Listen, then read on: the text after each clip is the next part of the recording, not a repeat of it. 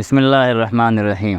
آئیے جانتے ہیں ایسی عمارت کے بارے میں جو خطرے سے بالکل پاک و صاف پرامن ہے، جس کے اندر 5 ستون ہیں۔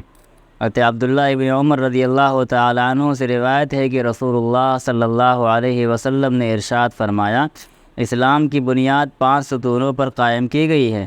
ایک، اس حقیقت کی شہادت دینا کہ اللہ کے سوا کوئی معبود نہیں اور حضرت محمد صلی اللہ علیہ وسلم اس کے بندے اور اس کے رسول ہیں۔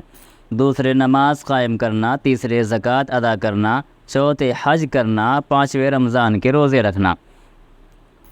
اس حدیث شریف میں رسول اللہ صلی اللہ علیہ وآلہ وسلم نے استعارہ کے طور پر اسلام کو ایسی عمارت سے تشبیہ دی ہے جو چند ستونوں پر قائم ہو، اور بتلایا کہ عمارت اسلام ان 5 ستونوں پر قائم ہے۔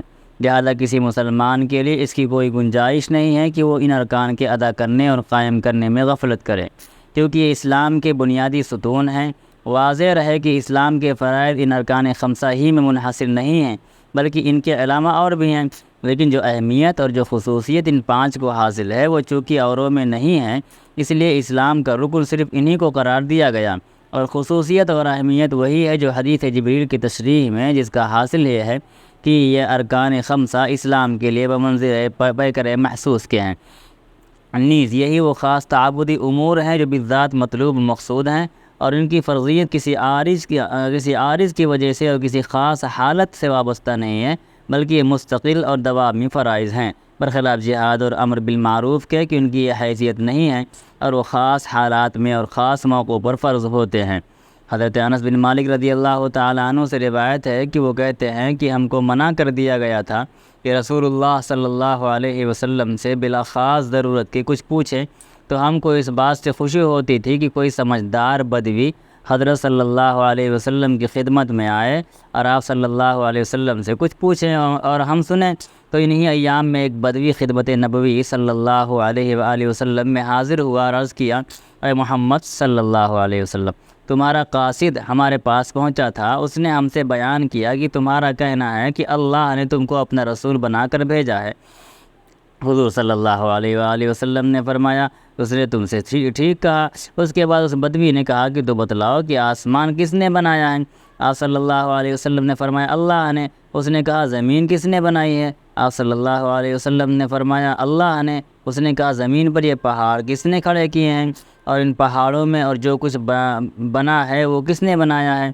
آپ صلی اللہ علیہ وسلم نے فرمایا، اللہ نے۔ اس کے بعد اس بدوی سائل نے آپ صلی اللہ علیہ وسلم سے کہا، پس قسم ہے اس ذات کی جس نے آسمان بنایا، زمین بنائی اور اس پر پہاڑ نصب کیے، کیا اللہ ہی نے تم کو بھیجا ہے؟ آپ صلی اللہ علیہ وآلہ وسلم نے ارشاد فرمایا، بے شک مجھے اللہ ہی نے بھیجا۔ پھر اس نے کہا، تمہارے اس قاصد نے ہم سے یہ بھی بیان کیا تھا کہ ہم پر دن رات میں 5 نمازیں بھی فرض ہیں۔ حضور صلی اللہ علیہ وآلہ وسلم نے فرمایا، یہ بھی اس نے تم سے ٹھیک کہا۔ اس بدوی نے کہا، تو قسم ہے آپ کے بھیجنے والے کی کہ کیا اللہ نے ہی آپ کو ان نمازوں کا بھی حکم دیا ہے؟ آپ صلی اللہ علیہ وآلہ وسلم نے ارشاد فرمایا، ہاں، یہ اللہ ہی کا حکم ہے۔ پھر بدوی نے کہا، اور آپ صلی اللہ علیہ وسلم کے قاصد نے بیان کیا تھا کہ ہمارے مالوں میں زکوٰۃ بھی مقرر کی گئی ہے۔ آپ صلی اللہ علیہ وآلہ وسلم نے ارشاد فرمایا، یہ بھی اس نے تم سے ٹھیک کہا، سچ کہا۔ اعرابی نے کہا، تو قسم ہے آپ کو بھیجنے والے کی، کیا اللہ نے آپ کو اس کا حکم کیا ہے؟ آپ صلی اللہ علیہ وآلہ وسلم نے ارشاد فرمایا، ہاں، یہ بھی اللہ ہی کا حکم ہے۔ پھر اس اعرابی نے کہا، آپ صلی اللہ علیہ وسلم کے قاصد نے بیان کیا تھا کہ سال میں ماہ رمضان کے روزے بھی ہم پر فرض ہوئے ہیں۔ آپ صلی اللہ علیہ وآلہ وسلم نے ارشاد فرمایا، یہ بھی اس نے سچ کہا۔ اعرابی نے عرض کیا، تو قسم ہے آپ کے بھیجنے والے کی، کیا اللہ نے آپ کو اس کا حکم کیا ہے؟